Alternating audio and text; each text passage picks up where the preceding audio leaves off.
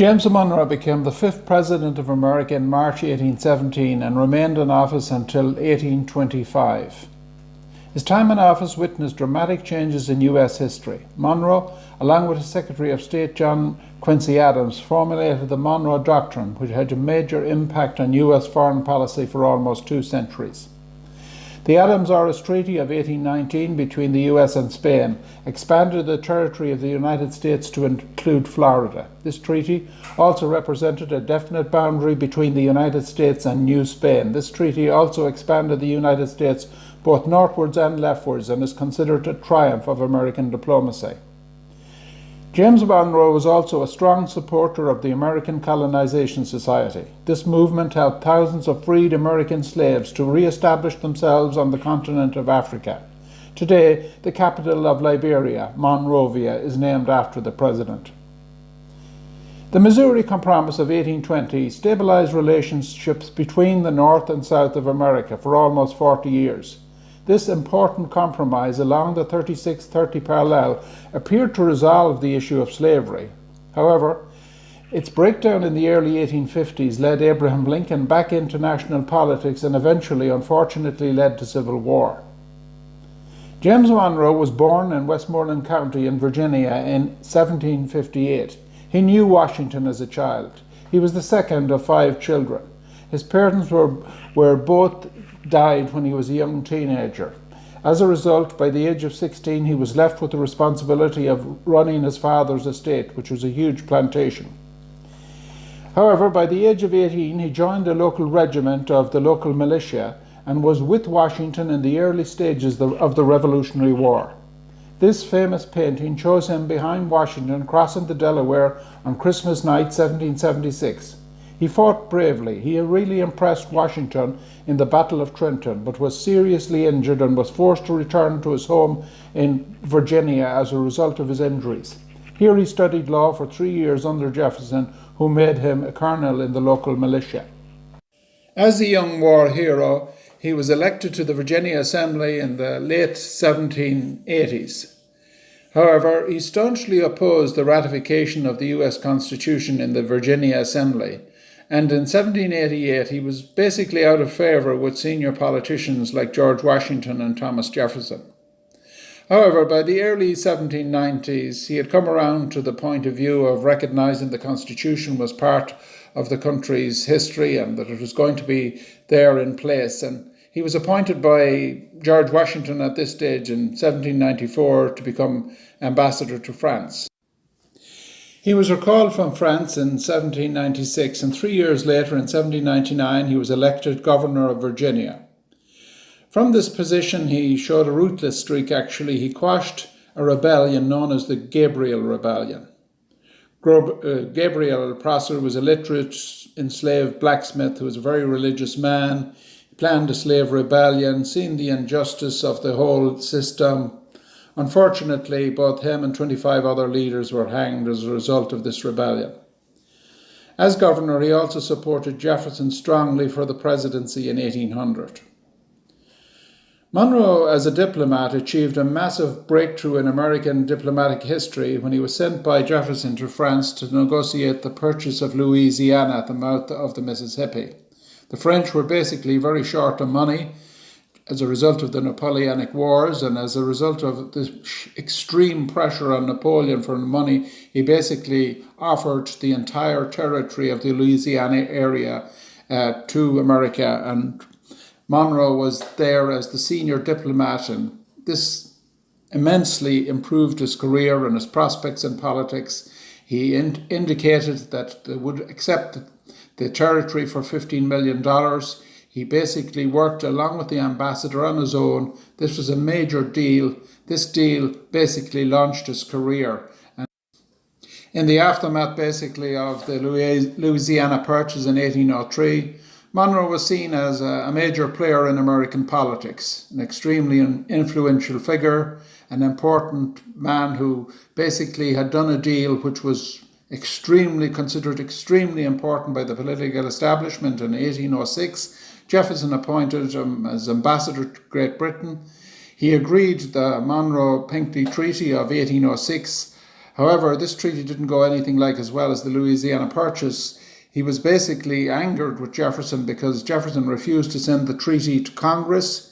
Jefferson didn't approve of it. It didn't guarantee that there'd be no further attacks on United States sailors, so Jefferson rejected the deal. However, in 1808, he challenged Madison for the nomination to the presidency, but failed.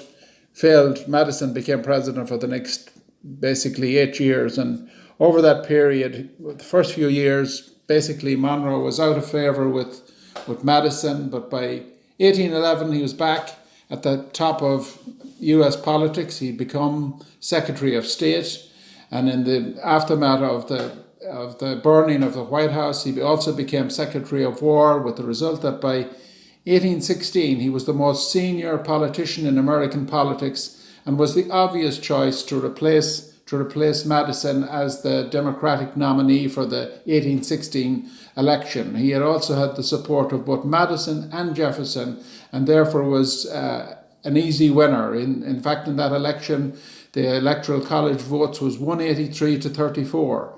One section of the Democratic Republican Party was represented by Rufus King, but he won 3 states, 34 Electoral College votes, whereas Monroe won 16 states with 183 college votes.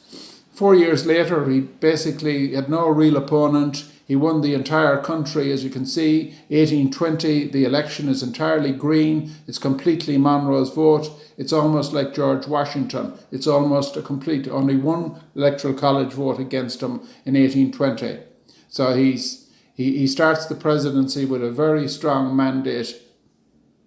Starts the presidency with a strong mandate in 1816, and that even becomes stronger in the following election, 1820, with the result that he is in a very good position.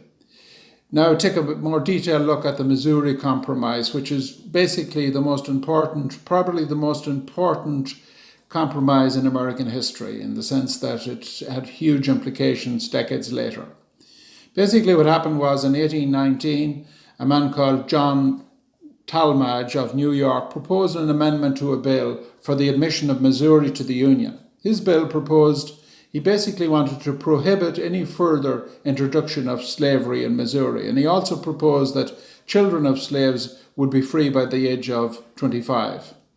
This bill, which was known as the Talmadge Amendment, was passed by the House, but it was rejected by the Senate.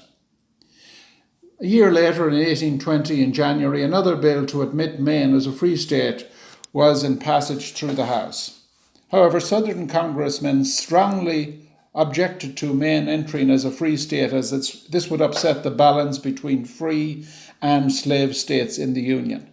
Eventually, basically, a compromise was reached, which basically effectively allowed both states, Maine to come in as a free state and Missouri to enter as a slave state. An additional amendment was proposed by Jesse B. Thomas of Illinois. He proposed an amendment to the effect that slavery would be prohibited north of the 3630 parallel. This was the southern boundary of Missouri.